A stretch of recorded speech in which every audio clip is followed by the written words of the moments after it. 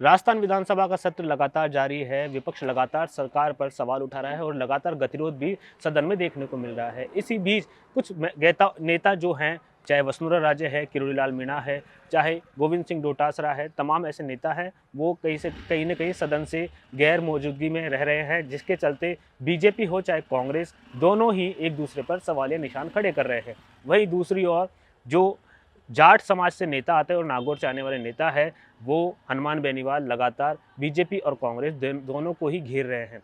हनुमान बेनीवाल का कहना है कि बीजेपी और कांग्रेस को सरकार के जो काम है, समस्या है, उनसे कोई सरोकार नहीं है। इनको केवल और केवल अपने ही जो उल्लू है वो सीधे करने हैं। दोनों की मिलीभगत है। और जिस तरीके से बीजेपी ने सरकार में आने से पहले कहा था कि बेरोजगारी और पेपर लीक जैसे मुद्दों पर बड़े बड़े नेताओं को भी जेल में डाले जाएगा, लेकिन अब जैसे देखने को मिल रहा है कि लगातार नेता आपस में मिलकर ही इनका गठजोड़ है और एक भी नेता अभी तक जेल में देखा नहीं गया है। वहीं दूसरी ओर गोविंद सिंह डोटासरा को लेकर भी हनुमान बेनीवाल ने कहा है कि जिस तरीके से हनुमान बेनीवाल ने सदन में तमाम जो टिप्पणी की, सदन के जो अध्यक्ष हैं उनके साथ टिप्पणी की, उसके बाद उन्होंने माफ़ी भी मांगी। अगर वो ऐसा करते हैं तो उनको माफ़ी नहीं मांगनी चाहिए, और माफ़ी मांगी है तो फिर जनता की समस्याओं को भी उठाना चाहिए, ना कि किसी तरीके गतिरोध के चलते जनता की समस्याओं का जो व्यवधान आ रहा है या फिर देखने को मिल रहा है कि अभी तक सदन में किसी भी तरीके से जनता की जो प्रमुख मुद्दे हैं उनको उठाया नहीं गया है। इसको लेकर भी हनुमान बेनीवाल ने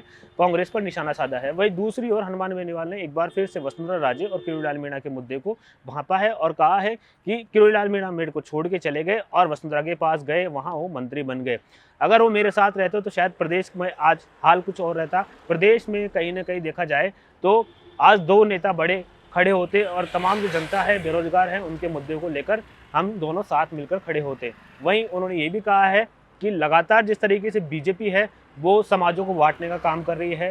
पहले गुर्जर और मीणा को लड़ाया और अब राजपूत और जाट को लड़ाया। ऐसे में बीजेपी और कांग्रेस का जो तमाम जो एक मोटिव है वो एक सा नज़र आता है। जिस तरीके से इन्होंने अब तक कार्य किया है, बीजेपी की भजनलाल सरकार ने काम किया है, वो ऐसे देखने को मिल रहा है कि उन्होंने बेरोजगारी के जो मुद्दे हैं, बेरोजगार हैं उनके लिए कुछ नहीं सोचा है। केवल कागजों पर ही उन्होंने अपने हिसाब है वो गिनाए हैं। चाहे ईआरसीपी का मुद्दा है वो भी कागजों पर ही देखने को मिल रहा है, फिर सीकर, झुंझुनू या फिर शेखावटी क्षेत्र के WERCP है उसके मुद्दे पर भी कुछ भी देखने को अभी तक नहीं मिला है। केवल कागजों में ही बात हो रही है, कागजों तक ही सीमित रह जाएगी। ऐसे में आने वाले समय में हनुमान बेनीवाल ने एक चेतावनी भी दी है। एक बड़ा आंदोलन WERCP को लेकर होने वाला है, जिसमें पूरे राजस्थान के किसान उनके साथ जुड़ेंगे।